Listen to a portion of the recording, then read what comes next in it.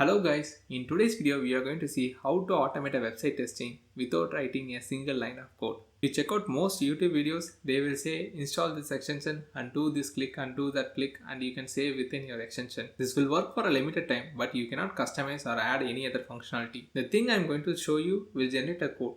Later down the road, you can hire somebody and you can customize to the any extent that you want. We are going to use a tool called Playwright, which is released by Microsoft and it is completely open source. Let us get started in today's video.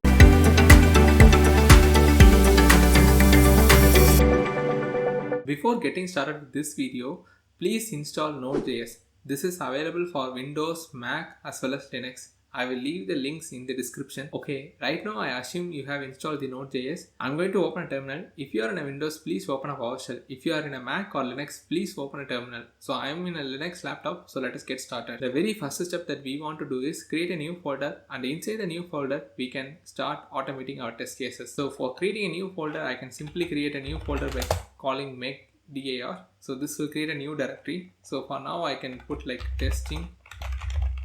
So for now, I am going to test with my own website on the Google search results. So I'm going to put the testing GoGoSoon here.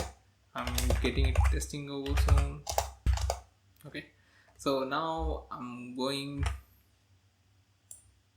You can go ahead to the Playwright description and you can find all these commands there. Okay. The very first command that I'm going to put is this npm initialization. I'm going to copy this command and I'm going to my terminal and I'm going to put this command. So it is asking me to select which language that I want to prefer. So we can leave all the things as a default. I'm going to press enter. Yes. Yeah. So if it is a first time, right, it will take some more time to install all the necessary browser and other things.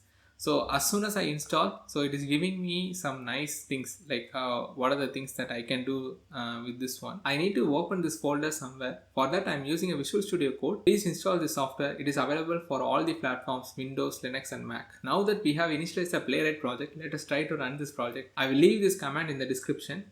All that I'm going to do is I just pasted the command which is going to just test it on the Firefox and show the report. I'm going to specifically test this single file called test/example.spec.ts. Okay, that's a file here. Okay, so it says 2 test cases passed. So for example, they have made it a 2 test case. Okay, so like this you can run. So now comes to the point, how can I generate my own test cases? In order to generate the own test cases, you can simply put the command called npx playwright codegen. So right after putting this command, it is going to open a new browser with Chrome as well as some inspector on the right side. Okay. Now I'm going to test how my website is going to show up in a Google result. That's a test case that I want to run every day. Okay, so I'm going to www.google.com and I'm going here and I want to type GoGoSoon. Okay, now that my results are coming up, okay, I want to check this text is present here or not. Okay, I just clicked on here, so that should be okay. And I'm coming up here and I want to go to the second page and see what are all the things. Okay, I just want to randomly scroll down. Okay, yeah, so that's it. So now if you look at on the right side, right, inspector, you can see it automatically generates the code for us. So whatever the action that we do, it is automatically generating a code for us. Now on the top, you just stop the recording, you have the code. All that you have to do is just copy this code.